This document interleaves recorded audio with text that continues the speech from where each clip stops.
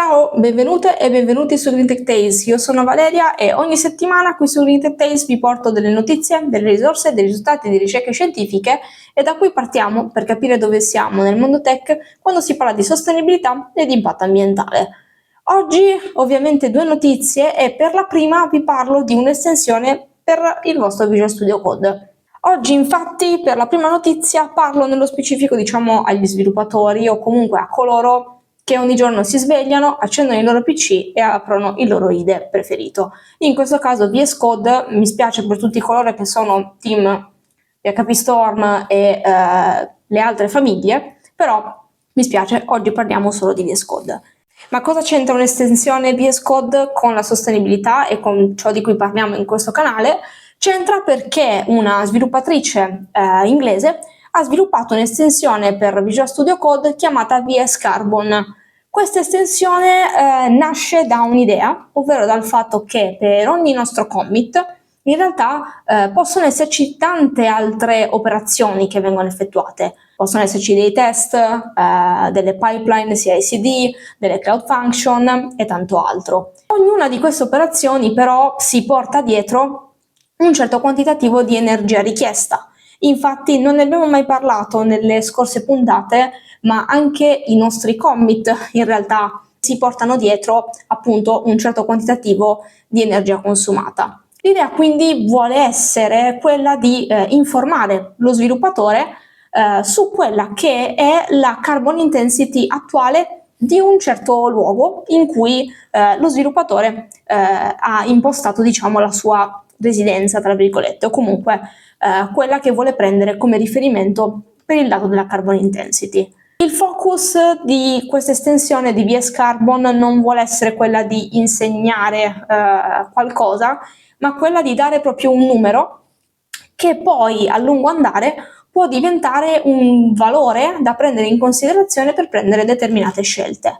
E quindi in un certo senso rendere lo sviluppatore un pochino più consapevole di quello che sta dietro ogni commit di una sua feature e non solo della feature stessa. L'estensione appunto per il momento è utilizzabile solo da coloro che risiedono nel Regno Unito e si appoggia a delle API governative che forniscono dei dati sulla carbon intensity di diverse regioni del Regno Unito, quindi non solo il Regno Unito in quanto tale, ma anche di varie regioni, un po' come potrebbe essere in Italia avere delle informazioni legate alla carbon intensity della Lombardia, che sicuramente sono diverse da quelle della Calabria, ad esempio.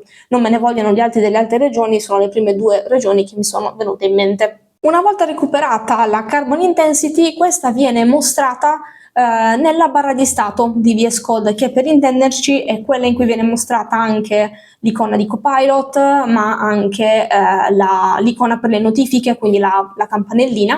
E appunto questo numero vuole essere un valore che dovrebbe essere tenuto in considerazione dallo sviluppatore per decidere se effettuare il commit della sua feature in quel momento oppure magari aspettare che il valore di carbon intensity sia sceso sotto una certa soglia. Infatti ne abbiamo parlato diverse altre volte, diciamo che in generale più bassa è la carbon intensity, più stiamo utilizzando, o meglio, più la rete elettrica è formata da energia da risorse rinnovabili, quindi è più sostenibile. Più invece la carbon intensity è alta, più stiamo utilizzando risorse come ad esempio i combustibili fossili per produrre energia elettrica. Quindi diciamo che in generale la regola che vogliamo seguire è quella di committiamo quando la carbon intensity è bassa e quando invece la carbon intensity è alta magari proviamo ad aspettare un altro momento della giornata. Questa ovviamente non vuole essere una regola, so già che qualcuno di voi avrà già messo le mani avanti dicendo vabbè però io non posso scegliere spesso quando committare una mia feature a lavoro. Ora il focus di questa estensione sicuramente non è quella di essere seguita con i paraocchi in un certo senso, ma è quella di permettere allo sviluppatore di capire anche un pochino meglio come la carbon intensity fluttua durante una giornata o durante un arco di tempo e magari optare pian piano per committare e spostare un certo tipo di attività di sviluppo magari in un altro momento del giorno. Ora, l'estensione fornisce dei dati aggiornati ogni 30 minuti, quindi può essere che dopo 30 minuti o dopo un'ora in realtà quel dato magari sia sceso sotto una certa soglia che può essere stabilita ad esempio come carbon budget. Ma facciamo un attimino un passo indietro, non arriviamo fino ai carbon budget, ritorniamo un attimino al focus semplice che vuole essere quello di VS Carbon. Appunto, come dicevamo all'inizio, il focus di VS Carbon vuole essere quello di permettere allo sviluppatore di essere un pochino più consapevole, e lo fa in un modo estremamente semplice, ci fornisce soltanto un numero e un emoji. In questo momento è un emoji di una volpe che quando la carbon intensity è bassa è una volpe felice, cioè l'emoji è felice, mentre quando la carbon intensity è alta, se non ricordo male, ha una sorta di lacrima o comunque vuole indicare una volpe triste. Inoltre le icone presenti nella barra di stato sono cliccabili e quando le si clicca viene mostrato un grafico a torta che permette di vedere quello che è il mix energetico attuale, quindi in quale percentuale abbiamo un certo tipo di risorsa utilizzata per generare l'energia elettrica, ad esempio l'energia eolica, l'energia solare, i combustibili fossili, eccetera, eccetera.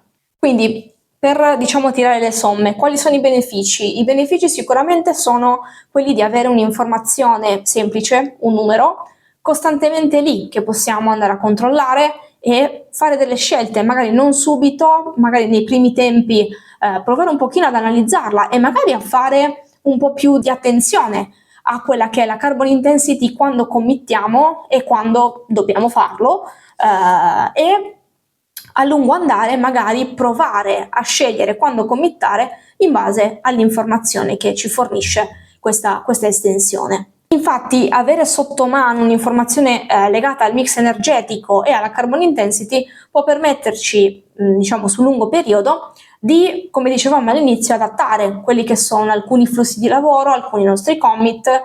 Se ad esempio può essere difficile magari farlo e seguire questo tipo di attività durante le ore lavorative, magari provate a farlo con i vostri progetti personali e poi magari provate a parlarne anche con il vostro team, magari qualcun altro vuole testarla.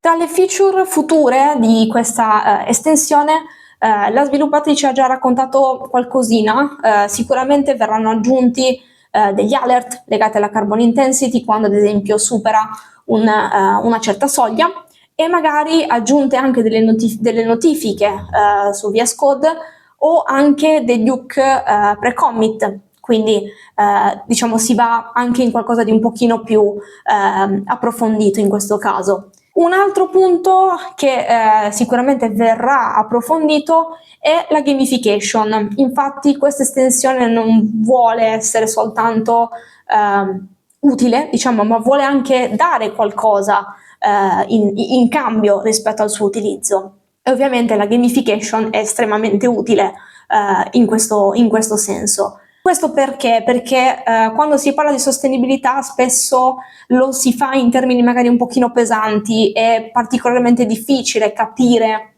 qualcosa di così astratto come può essere quello che facciamo noi attraverso i nostri computer e capire qual è il loro impatto ambientale.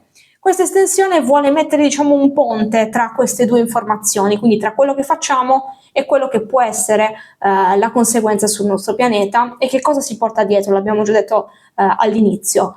Attraverso la gamification e altre feature come possono essere delle animazioni legate magari ad un personaggio, in questo caso la volpe, si può dare allo sviluppatore una sensazione un pochino più concreta di quello che sta succedendo. E ne è un esempio molto concreto un'altra estensione che ho trovato mentre leggevo l'articolo di presentazione di VS Carbon, ovvero VS Code Pets. Questa è un'estensione che non c'entra assolutamente niente con la sostenibilità, ma VS Code Pets è un'estensione che praticamente vi fornisce un buddy di programmazione ed è un animale che se non ricordo male potete scegliere. E vi fornisce un'ambientazione, quindi c'è un'animazione dietro che può essere appunto un momento dell'anno in cui nevica o un altro tipo di ambientazione, e questo tipo di feature in futuro probabilmente verrà implementata anche per VS Carbon, in modo da dare qualcosa che dia in un certo senso un feedback anche emotivo allo sviluppatore. Quindi ad esempio la volpe felice che saltella quando la carbon intensity è bassa, e invece la volpe triste che appunto è ferma quando la carbon intensity è alta. Questo perché? Perché associare a delle determinate situazioni anche un feedback emotivo può aiutarci in quanto esseri umani a prendere delle scelte più o meno differenti rispetto appunto alla situazione che stiamo vivendo. E sul tema delle gamification, ad esempio, ad ogni green commit, quindi un commit effettuato in un momento di carbon intensity bassa, magari la volpe riceve uno snack, oppure ci sono magari degli alberi nell'ambientazione, gli alberi fioriscono e quant'altro. Riassumendo un attimo, questa estensione al momento ha diverse feature che potete tranquillamente trovare se le installate sul vostro computer. La prima è il fatto che si ha una carbon intensity real time, dicevamo prima che si aggiorna ogni 30 minuti. I dati sono presi da un portale governativo, quindi sono delle informazioni veritiere, controllate, e siano delle informazioni associate al codice postale, diciamo all'equivalente del nostro codice postale del Regno Unito, degli indicatori visuali, quindi l'emoji dell'animaletto, si hanno anche dei tracker, quindi vengono conteggiati i commit sostenibili, i green commit che dicevamo prima, e poi abbiamo una sorta di dashboard che viene mostrata quando si clicca l'icona nella status bar di VS Code, che mostra, come dicevamo all'inizio, l'attuale mix energetico, quindi una sorta di breakdown di quali sono le risorse al momento utilizzate per generare energia e in quale percentuale. Ve l'ho già accennato un pochino nei minuti precedenti, ma perché vi ho portato questa notizia? Perché parlare di sostenibilità spesso, soprattutto agli sviluppatori che cercano qualcosa di tangibile, qualcosa di pratico da associare ad esempio al modo in cui sviluppano, non è molto semplice. Ci sono delle librerie che magari richiedono tanto effort per essere scaricate, per poter avere dei numeri e quant'altro. Questa estensione invece ci fornisce un'informazione che è veramente straightforward, cioè quell'informazione è, e in base a quella possiamo tranquillamente prendere noi delle scelte che non sono condizionate da nessun'altra libreria esterna o qualsiasi altro tipo di operazione che dobbiamo fare. Possiamo solo scegliere se committare le nostre feature oppure no. E per coloro che appunto magari si stanno anche affacciando al tema della sostenibilità, è un punto da cui partire. Riprendendo una frase dell'articolo che poi vi linko nelle notizie della giornata, parlare di sostenibilità e integrare la sostenibilità nei processi non è questione di mettere una X in un elenco di attività, ma è proprio un percorso che ci permette di fare delle scelte, di modificare quello che abbiamo già fatto in un certo modo e magari scoprire delle alternative rispetto a quello che abbiamo sempre fatto. Ciao, vi parlo in fase di post-editing per dirvi che per l'intera durata della prima notizia mi sono riferita all'emoji della status bar di VS Carbon, indicandola come una volpe, ma in realtà è l'emoji di un gatto. Questo perché nel link della puntata in cui si parla appunto dell'estensione viene nominata la volpe come animale token, ed ecco è arrivato anche il gatto che sarà guest di questa piccola clip, ma niente, viene nominata la volpe e quindi nella mia testa è rimasta la volpe e niente, ciao. Come abbiamo visto in altre puntate, le big tech negli ultimi tempi si sono, divertite a stabilire degli obiettivi di sostenibilità. Alcuni sono particolarmente ambiziosi e le scadenze sono per alcune il 2030, per altre invece il 2040, quindi si sono prese un pochino di tempo in più. Perché sono degli obiettivi particolarmente ambiziosi? Perché in questo momento la partita in realtà la stiamo giocando tra l'ambiente e altre attività che sono particolarmente energivore, come ad esempio l'intelligenza artificiale. E che cosa succede? Che cosa sta succedendo? Succede che le big tech in generale si stanno rendendo conto che è una partita che purtroppo non può essere giocata in modo così tanto facile quanto magari si poteva pensare 5 o 6 anni fa, e che quegli obiettivi probabilmente sono o inarrivabili oppure bisogna posticipare le date o comunque rivederli in un certo senso. E allo stesso tempo alcune aziende si sono accorte che per poter raggiungere gli obiettivi che avevano appunto stabilito, in realtà devono partire da un altro punto di vista, devono partire ad esempio dalla supply chain e dalla stessa costruzione dei propri data center. E qui entra in gioco Meta. Meta che cosa ha fatto? Meta a partire del 2025, quindi da quest'anno, ha cominciato a testare un nuovo materiale per la costruzione degli edifici sia amministrativi che poi per i magazzini, e poi pian piano dovrebbe entrare a far parte dei materiali che vengono utilizzati per costruire gli edifici in cui sono i propri server. Questo materiale è il legno massiccio. Perché il legno massiccio? Perché presenta delle caratteristiche particolarmente sostenibili rispetto ad altri materiali, come possono essere ad esempio l'acciaio e il cemento. La prima tra tutte è il fatto che il legno massiccio cattura l'anidride carbonica, mentre altri materiali come l'acciaio e il cemento, che sono diciamo un po' i suoi rivali, la rilasciano. E qual è l'obiettivo di Meta? L'obiettivo di Meta è quello di andare a ridurre l'embodied carbon dei materiali che utilizza appunto per la costruzione dei propri data center. Abbiamo parlato di embodied carbon in diverse puntate, qua e là l'abbiamo nominato, e giusto per essere un po' tutti allineati, che cosa si intende per embodied carbon? Si intende quel quantitativo di emissioni che sono associate alla costruzione e allo smaltimento di un certo materiale. In questo caso, ad esempio, appunto alla costruzione dei propri data center. Ma perché proprio il legno massiccio? Uno dei motivi, l'abbiamo visto un attimino fa, ed è sicuramente il fatto che il legno, a differenza di altri materiali, cattura l'anidride carbonica. Il secondo punto è il fatto che andare a riconoscere quelle che sono gli impatti ambientali dell'utilizzo di un certo tipo di materiale per le costruzioni di edifici, in realtà permette anche di poter identificare delle alternative che siano un pochino più sostenibili e che possono essere magari utilizzate come sostituti dei materiali che si sono sempre utilizzati e che sono diciamo quelli di default. Un altro punto è il fatto che il legno massiccio può essere lavorato in un modo tale da avere una ratio forza-peso molto alta rispetto all'acciaio, e questo permetterebbe di poterlo utilizzare come materiale sostitutivo per la costruzione dei data center, che è quello, diciamo, che è il focus di Meta.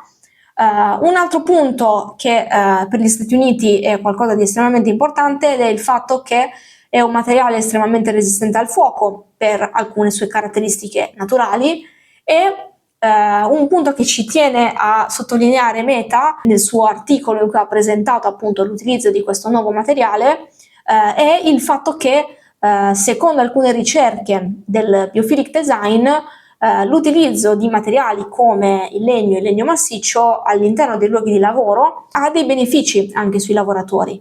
Permetterebbe di ridurre lo stress e di conseguenza anche avere magari una maggiore produttività, e in un certo senso dà anche l'idea di essere un po' più connessi con l'ambiente, in quanto sono circondati appunto da un materiale un po' più associato alla natura. Meta ha usato il legno massiccio, diciamo, nel suo primo esperimento all'inizio del 2025 in uno dei suoi edifici amministrativi della Carolina del Sud. Entro la fine del 2025, se non ricordo male, uno dei suoi step, successivi è quello di costruire e utilizzare il legno massiccio per altri edifici amministrativi sempre all'interno degli Stati Uniti, prima in Wyoming e poi in Alabama, e poi probabilmente verrà utilizzato anche per altri edifici, e pian piano per andare appunto a costruire anche i data center con questo nuovo materiale. Ma che cosa possiamo, diciamo, ricavare da questa notizia? Sicuramente possiamo ricavare il fatto che la scelta di materiali più sostenibili sta diventando sempre più importante, soprattutto per le aziende che si ritrovano a dover costruire nuovi edifici per poi metterci dentro i server o comunque allargare le proprie attività, e un'azienda come può essere Meta può essere appunto un apripista anche in questo caso per l'utilizzo di un materiale diverso rispetto a quello che si è sempre utilizzato. L'altro punto l'abbiamo detto un po' quando abbiamo introdotto la notizia, ovvero è il fatto che in questo momento le aziende si stanno rendendo conto che in qualche modo devono poter raggiungere i propri obiettivi di sostenibilità, e se non possono farlo nel modo in cui si erano prefissati, diciamo qualche anno fa, devono capire quali sono le altre modalità in cui possono farlo e quali possono essere anche degli eventuali test su come poter raggiungere delle situazioni un pochino più sostenibili che permettano appunto di ridurre l'impatto ambientale delle loro attività. Vedremo un pochino come andrà, vedremo anche diciamo, gli eventuali aggiornamenti di questa notizia, e sicuramente parleremo qua sul canale del primo data center costruito in legno massiccio, perché per il momento, quantomeno nell'articolo scritto da Meta, in realtà vengono nominati solo gli edifici amministrativi e i data center sono diciamo un'idea futura, ma noi stiamo qua ad aspettare. E io per questa settimana ho finito. E niente, se questo video vi è piaciuto ovviamente mettete like, condividetelo con amici, parenti, vicini di casa, e magari se siete ancora in ferie fate vedere il canale anche ai vostri vicini di ombrellone o vicini di baita o vicini di quello che volete, di grigliata. E niente, ci vediamo la prossima settimana.